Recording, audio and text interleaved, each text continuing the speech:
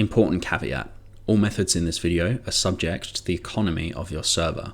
Player count, PvP interest, land strat competition, and so on all mean that these numbers might be different for you.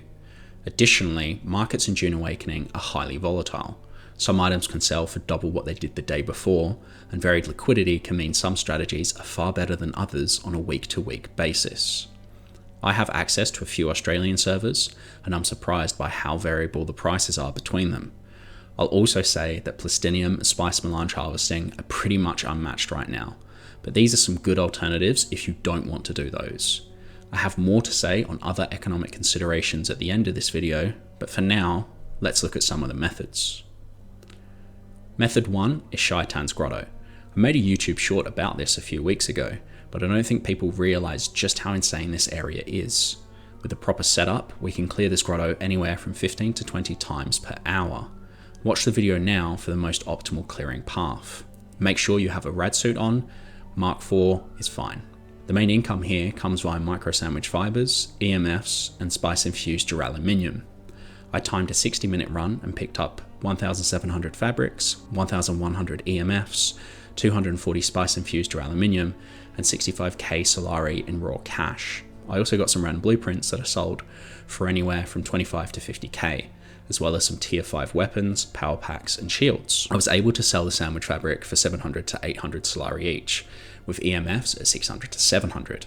Assuming 700 each, I racked up 1.96 million Solari from these two items alone. Spice infused duraluminium sold for 1 to 1.5k each, so that's an extra 250 to 300k. Chuck in the blueprints and raw Solari, I netted 2.5 million Solari when all was said and done over an hour of farming. When doing this method, you'll want to siege hop. Put a booster on your Thopter and clear your inventory to really min-max. You might even want to drop the random weapons you pick up unless you plan to personally use them. I made so much from the main drops that everything else was essentially a rounding error. There are 8 chests and corpses to loot from. Be sure to bank your Thopter and quit as soon as you've finished farming. Wait 30 seconds, pick a new siege, and you are good to go. You can also opt to fly out of the world map and swap there to avoid the 30-second wait timer, as well as getting a shorter distance to the grotto. I'd say it's about 10% quicker, but really requires more focus. You might also want to relog every dozen or so runs anyway, so that you can sell vehicle pieces, weapons, and armor to the Griffin's Reach trader. Method 2 is raw aluminium. Over the last few weeks, I've seen people recommend crafting Mark IV and Mark V radiation suits for Solari. Initially, I considered this a viable method, but I think as the servers have matured, total available Solari has really increased, and it's actually just better to sell aluminium. I will admit that I have a great base of location for aluminium, so it took me around 7 minutes from start to finish to fill my 2.75k capacity up, but this translates into 1,143 ingots. I sold these for 3 to 350 each, which is around 350k Solari. Assuming 7 minutes of farming and 4 minutes of transporting for sale, this comes to an effective rate of 2 million Solari per hour. The biggest problem here is the theoretical nature of the farming. Aluminium takes time to respawn, and total demand likely means you'd struggle to sell 6,000 anytime soon. It also takes a long time to process, but if you did this say 1 day per week, I can see it being a good thing to rotate into your money-making activities.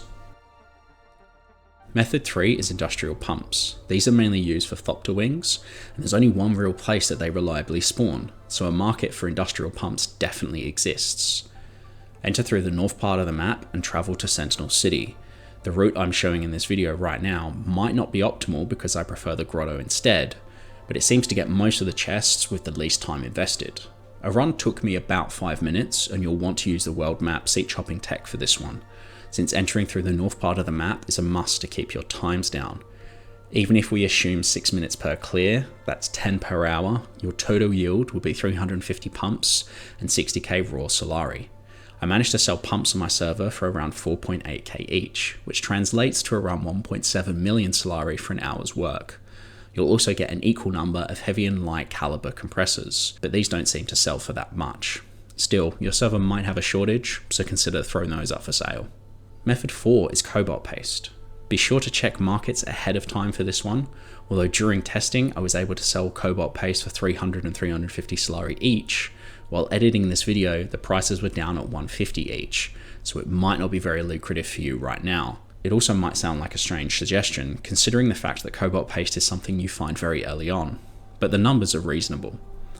My base is a few minutes from erythrite spawns, and it took me 20 minutes to fill up my buggy with 6,874 crystals, that translated into 3,437 cobalt paste. Make sure you're using a medium refinery since it really increased yields. You'll need 260k water to process this much paste. That's a lot, but with passive income or death steals, it's hardly a huge concern. Assuming it takes me 10 minutes to ship 3,000 paste in an assault thopter, if I can sell it for 300 each, that's 1.8 million Solari for an hour's worth of work. Just note that much like aluminium, it'll take you many hours to process the cobalt. It's close to 3 hours for a run of 1,000. You'll also want to set up storage circuits so you don't have to come back every 200 crafts. Method 5 is flipping. This is something you can do passively while putting up other listings, and again, high variance here that will depend on your server's total supply and demand levels. I've done a few flips that I sadly didn't document, but Melange and Plastanium are obvious candidates, as are in-demand blueprints, like the Lasguns, Pincushion armor pieces, the Ancient Way, and Keynes' Cut Array. I also flipped some spice-infused duraluminium for this video, buying it at around 1k and selling it for 2k. Note that this was on a different server, and prices here were different to the one I typically play on. I could talk about game economies for a long time. On the topic of flipping, it might actually be better to think of your role as being a liquidity provider. Supply on DA is often limited, with many items just not being available on the exchange, no matter how much you're willing to pay. As a result, there's a premium you can attach to being the only person with something that others want to purchase. The flipping spread you can get as a result is a lot larger than in other titles. Path of Exile, as an example, often has around a 10% bid-ask spread for pairings you can make a profit on. Be smart with your timing, understand where the demand is, and play accordingly. I also think that longer periods between trades is where the money's at, especially for tier 6 blueprints that rotate out every week in the deep desert. Keynes' Cut Array has only been in for one rotation, and I've only ever seen one blueprint for it available on any server. If that's added again, I'll certainly be investing and reselling it at a later date. The last thing I want to talk about is demand in Dune Awakening. It's low for most things that you can reliably farm. While in many other games you could farm a piece of content for a 16-hour stretch and liquidate at the end of it without budging the market that much, not the case in Dune Awakening. As much as I wish you could farm cobalt paste for hours at a time to get whatever item you wanted, I doubt even reasonably populated servers have more than, say, 5,000 sold within a single day. As a result, it's smart to vary up what you're doing and not put all of your eggs into one basket. The economy isn't robust enough yet to make that a thing. If you know of any other methods that people might like to know about and you're willing to share them, please leave a comment and I'll pin anything I think is worth checking out. Thanks for watching. Be sure to subscribe for more Dune Awakening content in future.